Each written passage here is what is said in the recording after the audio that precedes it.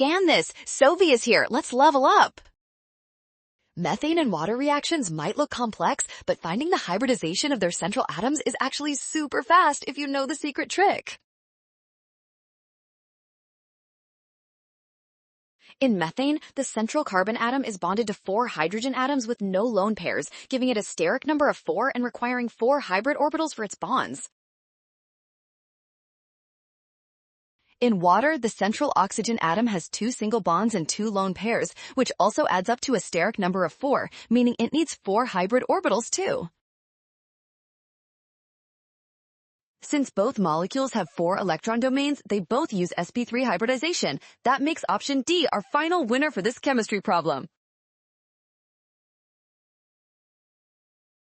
Well done! Scan the code. You can learn better with Sovi. Avoid rush by checking lone pairs. Trust given data and check steps.